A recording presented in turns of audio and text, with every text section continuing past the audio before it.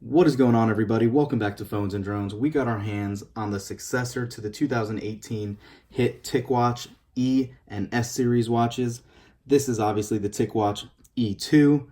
That just got released for 2019, and they have a whole slew of upgrades over their predecessors, and I have to say that I am super excited to give this a try. Right off the bat, I just want to talk about some of the changes that they made. There is the S2 as well as the E2 that we have our hands on. The S2 is more of a upgrade just visually. As far as what is in these watches, what is powering them, there is no difference between the two. And this is the entry level model that retails for only $159. And for what you get, this is a phenomenal value. For those of you that follow my channel, I talk quite a bit about my smartwatches that I like to review and kind of get my hands on and all that. And this supposedly will knock a lot of them out of the park for not only the price point, but the new features that you get. This is powered by, yes, it's Snapdragon's older 2100 chipset. However, it's still better than the MediaTek processor they used in the original generation. This actually has a heart rate sensor built in. It has a swim proof for 5 ATMs, which is phenomenal. They actually quote it as swim and surf proof for about 50 meters. They come preloaded with swim monitoring software built in. So instead of having to actually launch the app manually, it's smart enough to realize what activity you're doing. Some of those features will be released down the line, I'm being told, in a few months or so. Once that update comes out, I will definitely update this video or do a new one as well in regards to that. Now, it also has a 30% larger battery capacity than the old model, and as you can see here, it has a 48-hour battery life. That is phenomenal. If it can stay true with the GPS, with the heart rate sensor running, and we get about 48 hours of battery use, that'll be phenomenal. Obviously, I haven't even gotten my hands on it to wear yet, but once we put it through the paces, we will be doing a video on that as well. So if you can get about 2 days of charge on this, that would be phenomenal. A couple of the other specs, and these apply again to the S2 and the E2. They are a polycarbonate body. It has a silicone 22-meter watch strap that is interchangeable now, so that's going to be awesome. It does have a 1.39-inch AMOLED display. 400 by 400 pixel. It is a true circle, which you come to expect at this point in time. That battery we talked about, it's a 415 milliamp hour battery. The only omission that I've noticed on this is that there is no NFC capabilities. Not a huge deal. I personally have not hardly ever used a watch with NFC for tap and pay or anything else of that nature. What do you guys think? Is that a deal breaker, or can you look past it for the $159 price point? Having said that, we touched on really all the other details with the watch. Let's go ahead and do a quick unboxing and hands-on and see what this baby looks like.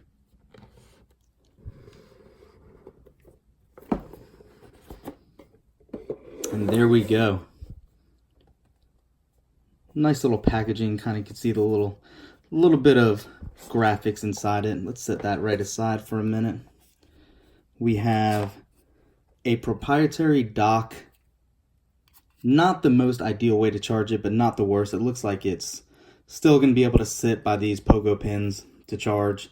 I prefer, obviously, a wireless charging pad, something like the Apple Watch has, but not a deal breaker.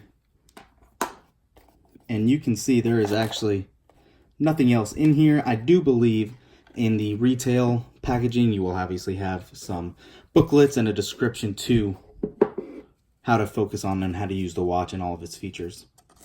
Let's go ahead and set this aside for now and open this up and give you a better look at the watch itself.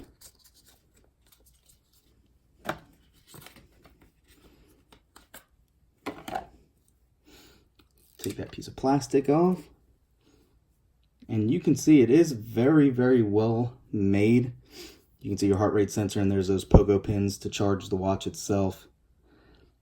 As I stated, the only difference between the new Ticwatch S and this Ticwatch E is actually the bezel design.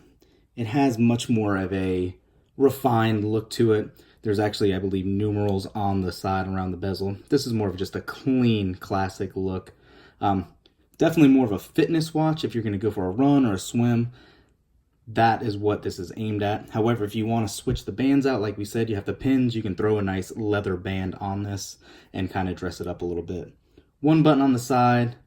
Got your microphone right next to the button as well. We'll go ahead and get this started and take a look at it. All right, we got the watch up and running now. I went and grabbed my Pixel 3 also. Let's go ahead and get this started. We're going to select English.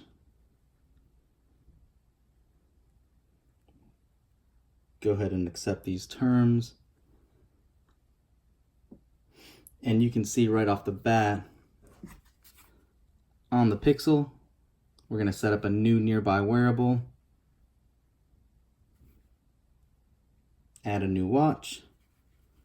Agree.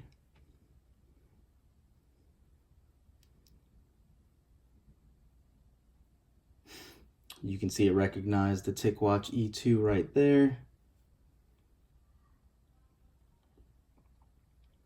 For those of you not familiar with the pairing of a Wear OS device, it is not the quickest process. However, it does not take forever to do. It's usually one of those you set it and forget it. You'll have a couple prompts you need to answer, but for those of you that have never done this walkthrough before, I'll go ahead and do all this on camera so you guys get the idea of how to set your own watch up.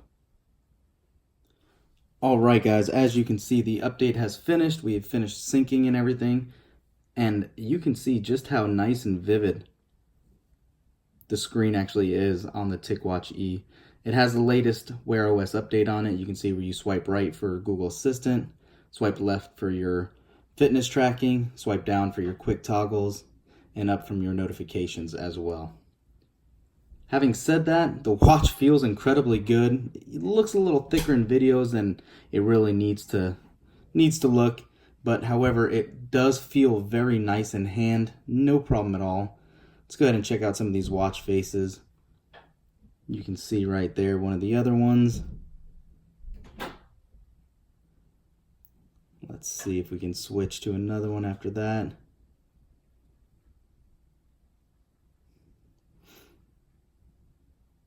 Go to spotted. Nice looking designs. Obviously there's a lot more to them than just these three. We can check them out in the app if we want to. You can see them all listed here.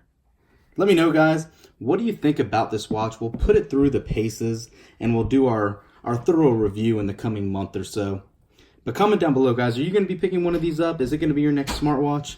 For its price point of $159, from just playing with it in the short term, it looks super fluid and smooth. Definitely something I'm excited to put through the paces. Thanks for watching. We'll catch you in the next one.